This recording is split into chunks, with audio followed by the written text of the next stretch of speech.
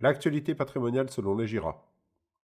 L'essentiel sur la société civile de placement immobilier. Réaliser un bon investissement immobilier peut s'avérer compliqué. Il faut tout d'abord définir le bon dispositif fiscal, que ce soit la location nue, le LMNP, le Pinel ou autre. La seconde étape consiste à sélectionner un type de bien à acquérir en fonction de l'emplacement choisi. Ensuite seulement, il faudra mettre en place le montage financier adéquat et trouver un organisme bancaire afin de pouvoir financer le bien. Une fois le bien acquis et livré, il ne restera plus qu'à trouver un locataire avec le risque et les soucis que cela peut causer. Absence de locataire, loyer impayé. Si vous vous sentez prêt à vous lancer dans l'aventure, nous vous conseillons vivement de vous faire assister d'un spécialiste de l'investissement immobilier.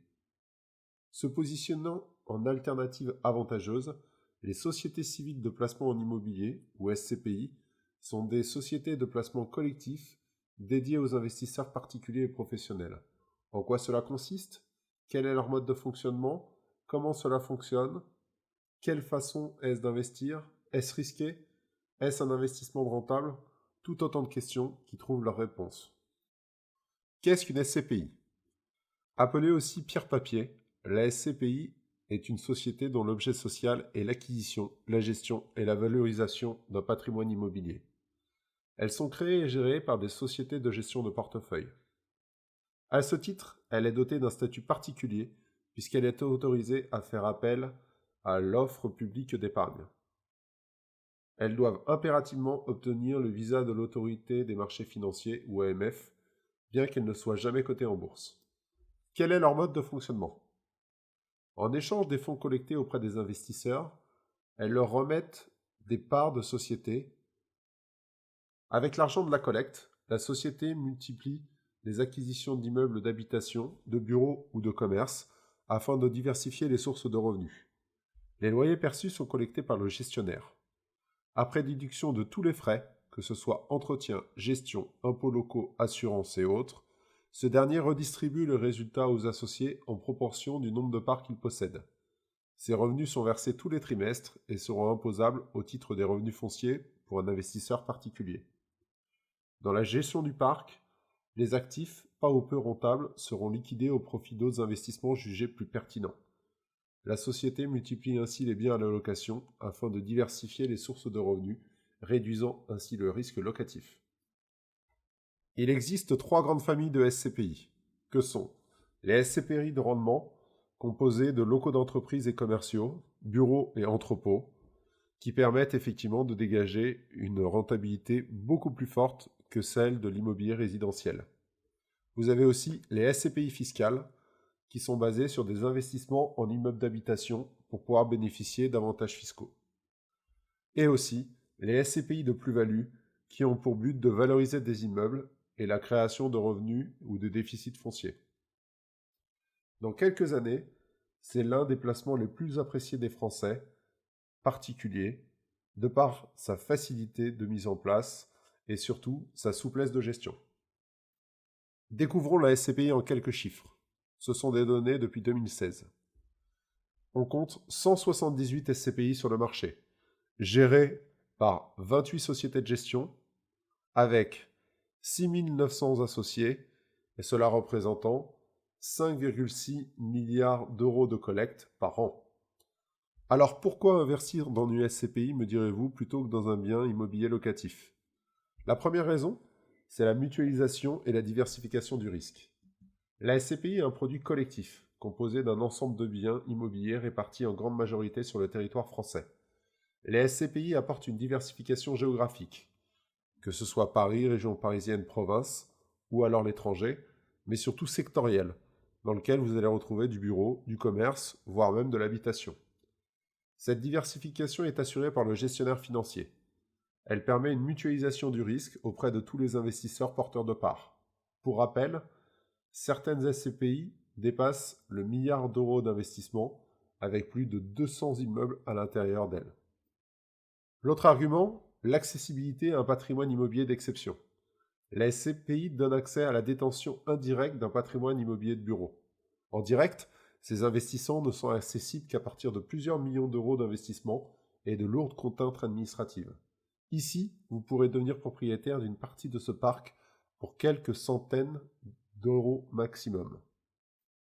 Et tout ceci avec une gestion 100% déléguée.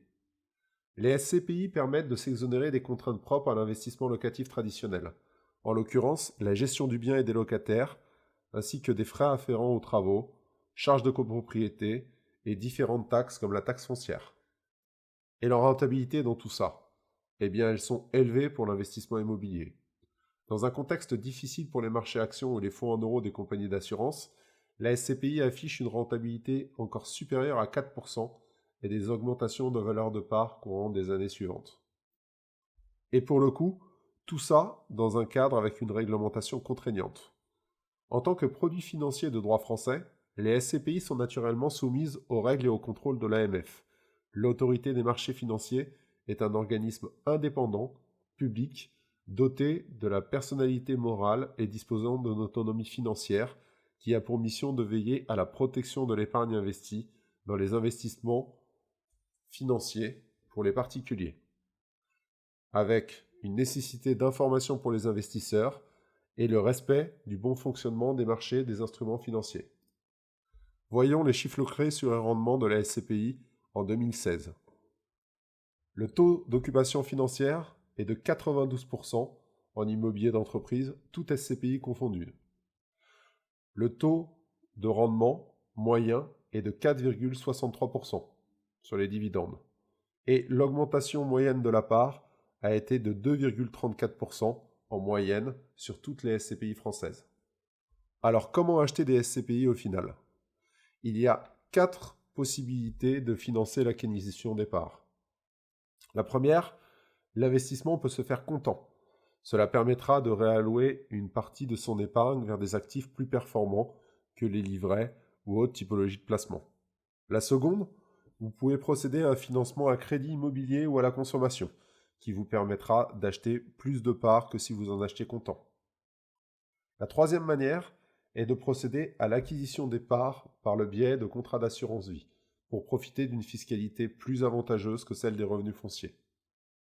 Et enfin, pour les investisseurs plus fortunés, vous avez la possibilité d'acheter les parts de SCPI en démembrement, que ce soit en usufruit temporaire, en général pour les sociétés, ou alors en nue propriété pour profiter d'une décote importante sur le prix de la part. En fonction de votre situation, vous trouverez la manière la plus appropriée pour investir. Quid des SCPI de rendement? Les SCPI dites de rendement ont pour objectif de distribuer des dividendes les plus élevés aux investisseurs. Ces rendements, malgré la crise financière sans précédent que nous avons connue, n'ont jamais fléchi en dessous de 5% net de toute charge, hors fiscalité et prélèvements sociaux. Elles sont considérées comme des stars du marché immobilier pour cette raison. Là où dans le même temps, l'immobilier traditionnel de grande qualité plafonne à moins de 2% de rentabilité nette de toutes les charges, hors fiscalité et prélèvements sociaux. Cela en fait un placement extrêmement rentable. Pour obtenir ce type de rentabilité, elles sont uniquement composées de biens professionnels, bureaux, commerces et parcs d'activité, dont le ticket d'entrée nécessite plusieurs millions d'euros pour procéder à ce type d'investissement. La rentabilité globale de ce type d'investissement se décompose en 2 composantes. Premièrement, les loyers perçus reversés sous forme de dividendes de manière annuelle. Ils seront fiscalisés, considérés comme des revenus fonciers pour les particuliers. Secondo, la valeur du parc immobilier matérialisée par le prix de la part. Lors de la cession de la part, les plus-values réalisées seront considérées comme des plus-values immobilières. Le montant des dividendes correspond à la totalité des loyers payés par les locataires, auxquels on déduit les frais de gestion prélevés par le gestionnaire. Ils sont dépendants de la qualité du parc immobilier, pouvant nécessiter plus ou moins de charges liées aux travaux ou de remise aux normes éventuelles, ainsi que du taux d'occupation financière correspondant au taux d'occupation du parc immobilier. Cela correspond surtout au nombre de mètres carrés qui sont payés par un locataire. Il existe dans l'immobilier de bureau des périodes de franchise et de vacances. En temps de crise, les gestionnaires de ce type de SCPI peuvent limiter l'augmentation du prix de la part pour préserver les dividendes élevés pour les nouveaux propriétaires de parts, les revalorisations ayant plutôt lieu en période de croissance économique. Côté SCPI fiscal, elles ont pour objectif d'utiliser le levier fiscal pour augmenter le patrimoine des investisseurs. On peut le regrouper en deux catégories. Premièrement, les SCPI de déficit foncier. Secondo, les SCPI s'appuyant sur une loi de défiscalisation telle que Malraux ou la loi Pinel. Voyons tout d'abord les SCPI de déficit foncier. Ce type de SCPI repose sur le mécanisme du déficit foncier. Il permet d'imputer les charges ou les travaux déductibles effectués sur le parc immobilier de l'imposition du propriétaire des parts. Cette déduction est plafonnée à 10 700 € par an par le foyer fiscal. Parce que ce mécanisme relève du droit commun, l'économie obtenue n'est pas limitée par le plafonnement des niches fiscales que le législateur rabote d'année en année. L'économie peut se faire même en cumulant d'autres typologies d'investissements soumis au plafonnement. L'inconvénient de ce type d'investissement repose sur le fait qu'il ne génère pas de revenus complémentaires, ou peu.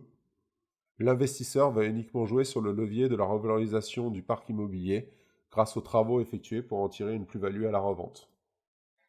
Les SCPI s'appuyant sur une loi fiscale permettent aux propriétaires de parts de profiter des mêmes avantages fiscaux que la détention en direct, tout en profitant de la diversification d'un parc immobilier. Et surtout, sans se préoccuper de la gestion. À ce jour, on peut retrouver dans cette catégorie SCPI Pinel et SCPI Malraux. À vous de vous renseigner auprès de votre conseiller financier habituel.